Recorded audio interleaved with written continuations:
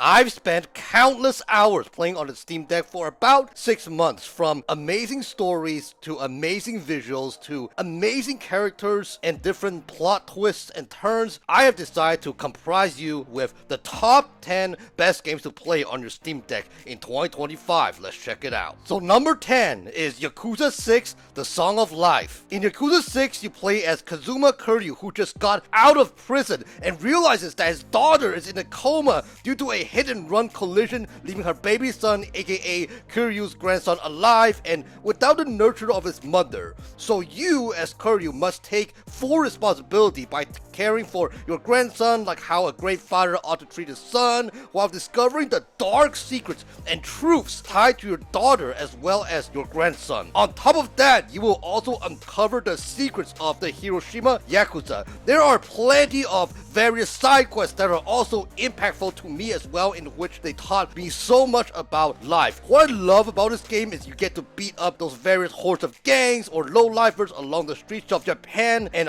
what I really love in the process of beating them up is the bring of those different dialogues where the gang members mock the MC, in which I find quite funny at times. Now, as you progress, what I also love about the gameplay style is that you get to upgrade your skills, which makes you stronger and being able to take down much tougher enemies as well. So yeah, if you love these games where there's a whole bunch of action to it, as well as you love these Yakuza games where there is this gang life in Japan, as well as you also love these games that have a touching and beautiful story to it, definitely check out Yakuza 6, The Song of Life on your Steam Deck.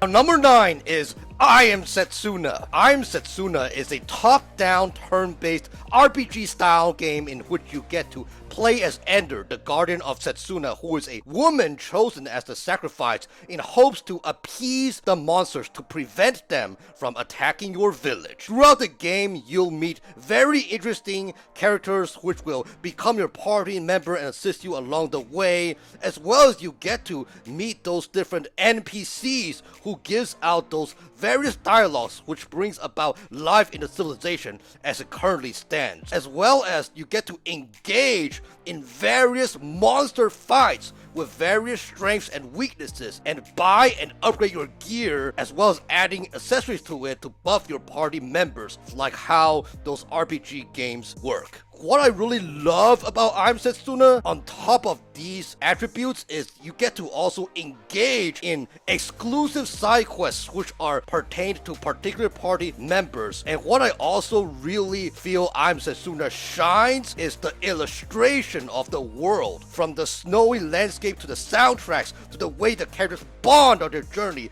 It just brings about a beautiful story in which there are so many touching moments in which they help me reflect on my life and become a better person. So yeah, if you really enjoy those turn-based RPG style games, and where there are also an amazing cast of characters in which there is an amazing story in which they teach you so much about life and motivate and captivate you, definitely check out I'm Setsuna on the Steam Deck. Number 8, God of War 2018. God of War 2018 is a fun, action-packed adventure game with an amazing story where you play as Kratos, the iconic God of War franchise figure, whose wife Faye passes away, leaving just him and his son Atreus as part of the family. Now, to give one last honor to his wife Faye, Kratos and Atreus goes about on a journey to the highest point of the 9 realms based on Norse mythology to spread the ashes of Faye. Throughout the journey, there are plenty of moments where Kratos taught Atreus how to grow and mature into a man both physically and mentally, such as helping him learn how to hunt as well as learn to control his anger, and those moments are extremely impactful. As for the action side of things, there are plenty of enemies to fight using various weapons such as the Leviathan Axe and later the Blades of Chaos, each having their own strengths and weaknesses. It is just so immersive and so engaging and so fun, as well as so touching. But what I also love about God of War 2018 is that it also incorporates those RPG elements elements where you get to tinker your gear as well as learn new skills in fighting. So yeah, if you really love these action-packed games with an impactful story and a beautiful world where you get to get immersed in, definitely check out God of War 2018 on your Steam deck. Now, number 7, Elden Ring. Elden Ring is a masterpiece, an RPG challenging game with tough enemies, tough bosses, as well as a beautiful world to roam around. What's cool about Elden Ring is that there are a whooping 10 different classes to choose from, which brings about a diverse variety of how you will experience and feel in Elden Ring. So the gameplay possibilities are just pretty much endless, and not to mention there is also a vast open world environment that is also engaging,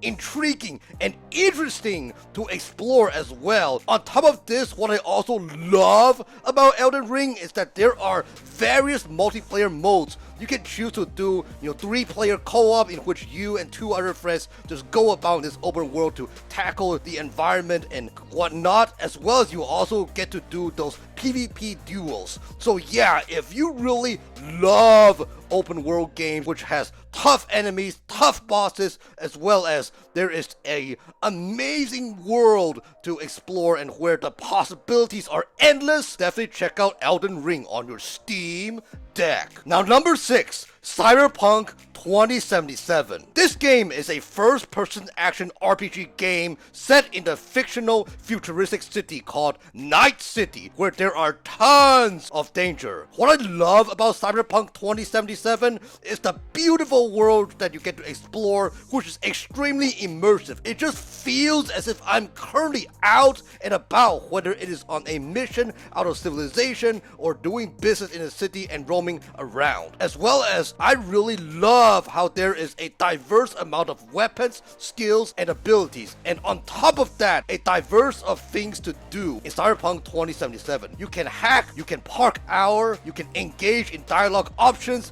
as well as do many more. So yeah, if you love these action games that are flashy and have interesting characters to engage with, as well as a beautiful landscape and having so much to do, definitely check out Cyberpunk 2077 on your Steam deck. Now, number 5, Persona 4 Golden. Persona 4 Golden is a turn-based RPG game about a high school protagonist who moves into a countryside town of a fictional Japanese city called Inaba, where he meets new friends while solving the mysteries of various murder cases in town, with the privilege of both interacting with the real world as well as entering into the cognitive realm through a TV and fighting all the way to the end in the form of their personas, which resemble the name of the series, but also the avatars reflecting on each individual, and are activated only when entering the TV and fighting and exploring various dungeons. The key is to fight and level up the various personas of each character to grant more skills, in which you will become stronger and buffer and whatnot in order to tackle more enemies in the games, in the dungeons and stuff. What's cool is that Persona 4 Golden perfectly blends turn-based RPG games with high school life simulation games, as in between those various deadlines in which you have to go into the TV to enter those different dungeons to tackle the dangers and whatnot to save a shadow out of those different dungeons, is that in between those different deadlines, they get to form different bonds with others, as well as participate in various classes. As well as what I love about Persona 4 Golden is they're prioritizing their story arcs in the different bonds that they form, because the thing is that when you form those different bonds, not only do they help in making you stronger and better prepared to face whatever danger lies ahead in those various dungeons and stuff, but also what's cool about those bonds is that there are also these unique story arcs in those different characters about the different things that they face, those different challenges, and where you play as the protagonist and you bring hope to them, bring encouragement to them. So those kind of spawns, those story arcs, I believe that it is something that's definitely worth checking out. Definitely not skip it, and whenever you have the time, definitely spend time to bond and make those different friends, those connections and whatnot. It just brings so much spice into the story of Persona 4 Golden. So yeah, if you really love these type of turn-based RPG games where there is a rich story in which which there are these different interesting characters in which there is so much to do and where you get to learn so much about those different stories, those things that captivate you and also teach you in how to become a better leader, definitely check out Persona 4 Golden on the Steam Deck. Now, number 4, Persona 5 Royal. In Persona 5 Royal, this is a turn-based RPG game. You get to play as a high school protagonist named Joker, who is unfortunately wrongfully accused of sexual misconduct and sent to Shujin Academy for an entire school year due to probation. At the school, he gets to meet new friends, and suddenly they all witness a mysterious app being planted in their phones, which gives them access to the metaverse, aka the cognitive realm of corrupt adults, where the friends fight those different shadows in there and quote-unquote steal their treasures, which forces a change of heart in which the individual will confess his or her crimes in real life. It is a really fun turn-based RPG game with much exploration as well as a blend of high school simulation. Like Persona 4 Golden, there are these different deadlines where the party members must enter the dungeons and fight off these different shadows in fashion. In the meantime, in between those different deadlines, they get to form different bonds with others as well as get to participate in class. Like Persona 4 Golden,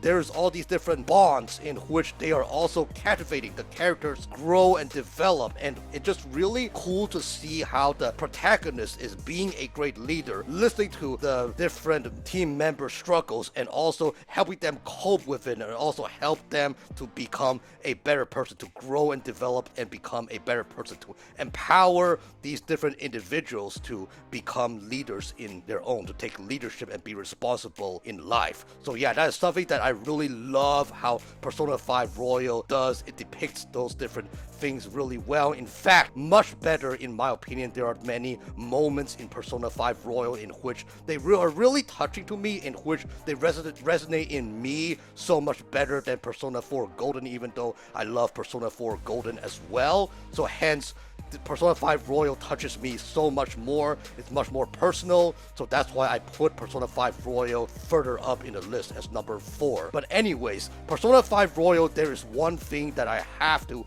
warn you guys. I gotta warn you that Persona 5 Royal, if you are playing Persona 5 Royal to get the full package, to get everything that Persona 5 Royal has to offer, you have to make sure to do your research on which bonds you have to prioritize, because the way Persona 5 Royal works is that there are certain bonds that are essential to move up in the story arc in order for you to get the extra semester in Persona 5 Royal, which is not present in the base game, the base Persona 5 game back in 2016. So yeah, just to give you a heads up, I know a lot of you are like me who don't like to look up guides because we feel like we want to figure out things on our own, sure. But for this game, it's really essential to know which bonds to prioritize so you will not miss out on certain important aspects of the game. But anyways, yeah, if you really love these turn-based RPG games where there is a beautiful cast of characters in which it can teach you so much about life as well as teach you to become a better leader, and where there are also these different dungeons that you get to fight in, as well as find those different secret areas to find those different secret treasures and whatnot. If you love all these different aspects of it with an amazing story, definitely check out Persona 5 Royal on the Steam Deck. Now, number 3, Shadow of Mordor. Shadow of Mordor is set between the events of Peter Jackson's The Hobbit and Lord of the Rings trilogy. In Shadow of Mordor, you play as Talion, a ranger and captain of Gondor, who along with his family is unfortunately captured by the Sauron Urix and sacrificed by the Black Hand to summon the wraith of the Elk Lord Celebrimbor. However, Celebrimbor suffers amnesia due to being a wraith and merges with Talion, which in turn resurrects Talion and tags along with Talion to go on the mission to seek vengeance against Sauron. Shadow of Mordor, in my opinion, is a very engaging open world game with tons of enemies to fight, places to explore, side quests that enhance the story, as well as a nice, unique nemesis system with a beautiful soundtrack, bringing Middle-earth Lord of the Rings vibes to it. What I love about the nemesis system is that you can track down those different Urix, and where defeating the captains will weaken their goons while being defeated defeated by them will unfortunately level up the Urix. So yeah, if you really love action games in which there are these immense worlds to explore, as well as there's also a unique nemesis system in which you will not see too much in any other type of games, in which there's a unique gameplay aspect to it, as well as there's a beautiful world for you to marvel about because you love Lord of the Rings, definitely check out Shadow of Mordor on the Steam Deck. Number 2, Shadow of War. Shadow of War is a direct sequel to Shadow of Mordor. In Shadow of War, we see Talion and Celebrimbor head to Mount Doom to create yet another ring of power that is fresh and clean with no corruption from Sauron whatsoever. However, things turn nasty once the ring was created and Celebrimbor gets captured by Shelob, where Shelob threatens Talion to give her the ring or else she would keep Celebrimbor hostage. Due to her claiming that she and Talion have mutual hate towards an enemy in Sauron, Talion reluctantly hands over the ring, and here's what Shelob has to say as she sees into the future before heading out on the mission. What I love about the gameplay in Shadow of War is that, in my opinion, it is much better, it is much refined than Shadow of Mordor. There are much more spices added to Shadow of War. There's a much bigger world to explore, roam, fight, and engage in those various side quests. There are also a much bigger variety of weapons that you can use in battle. However, if this is not enough, what I am most impressed with Monolith Studios is them buffing the Nemesis system. In Shadow of War, when an enemy is dominated, they become spies to eavesdrop on various war chiefs and bring the intel back to Talion. Also, they can either become friends to Talion or become foes depending on how you as Talion treat them afterwards. Like, if you protect or abandon them during the battle, it can really affect how they will treat Talion. If you abandon them in battle, they could somehow side with Sauron again, and therefore they will just betray Talion and become an enemy once more. So yeah, if you really love Shadow of Mordor and you think that you don't have enough of Shadow of Mordor, definitely check out Shadow of War. I mean, Shadow of War is just a much better and bigger brother to Shadow of Mordor. But even if you are somebody who never touched Shadow of Mordor, I feel like you could definitely step into Shadow of War and still have a great time. Like I said, it is a much bigger brother to Shadow of Mordor, where there's just so many more things to do, so many different enemies to fight, so many different worlds, so many different areas in the world to explore, and so many different weapons that you can use. If you think that Shadow of Mordor, where the possibilities of gameplay is endless, then you'll feel Shadow of War just brings it into a whole new different level. But anyways, yeah, if you really love these open world action games where there is much to do, definitely check out Shadow of War on the Steam Deck. Alright guys, my favorite game of all time on the Steam Deck, and is none other than Metaphor ReFantazio. Metaphor ReFantazio is a turn-based RPG game by Atlas, who is also the studio for Persona games. So if you really enjoy Persona, you will most likely also love Metaphor as well. What Metaphor does right, in my opinion, is borrowing a lot of what Persona did and adding some spin to it and matching it with an adult version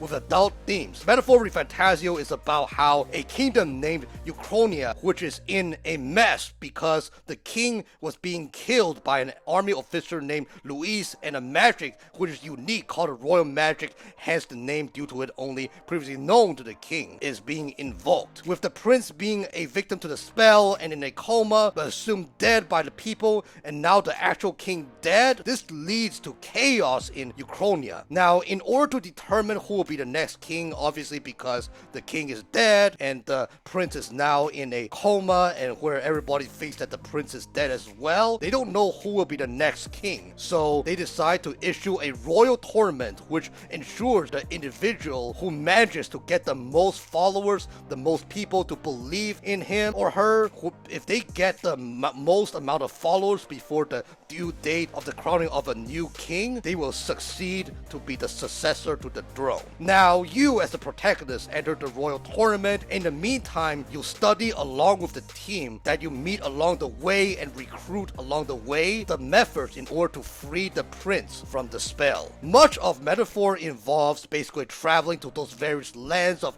Ukrainia to grow one's influence. This can be achieved by speaking on stage, engaging in various bounty hunting where you go about those different dungeons or those different towers and you fight around those different enemies. But then there's also another thing that you get to do in Metaphor is you get to form those various bonds with key characters called followers in Metaphor ReFantazio and leveling them up to better your chances of fighting, but also this helps in growing your influence as well. As for combat, Metaphor also shines with the studying of various archetypes which serve as classes in RPG games. The archetypes can be learned by each character, can be swapped and whatever and changed to accompany those different enemy strengths and weaknesses, whether it is in a dungeon, climbing up a tower, going in the desert, and so forth. There's a variety of different landscapes in which you fight those different enemies and where there's all these different backgrounds that just looks so much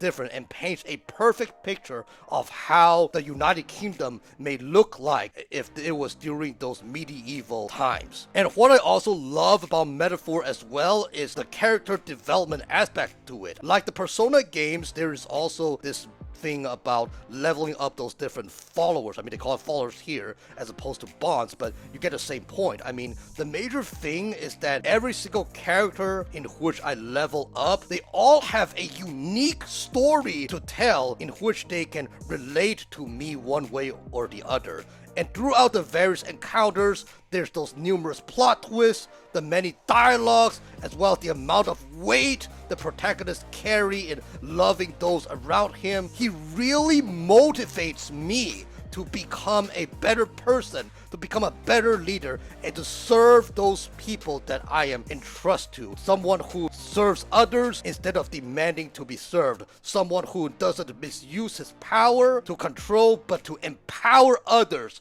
to take leadership in their own atmospheres of influence. I could go on and on about Metaphor because I love this game to death, and I am most likely planning to do an in-depth review sharing my thoughts of Metaphor later down in the line because this is one of my favorite games of all times. But yeah, to sum it up, if you are somebody who loves these turn-based RPG games and you love the Persona games, but at the same time you like characters that resonate better with you, because in this game it is much more adult-like in my opinion. It is not the high school vibes anymore. It is somebody who is going up to become king and also stepping up and taking responsibility. If that is something that more resonates with you, definitely check out Metaphor ReFantazio. It will definitely not disappoint. Yeah guys, these are the top 10 games I would recommend for anyone who has a Steam Deck. Let me know in the comment section below. Do you have a Steam Deck? What are your favorite games to play on the Steam Deck? But yeah, this is all I have for today. If you love gaming lists, gaming reviews, gaming discussions, and everything related to the Steam Deck,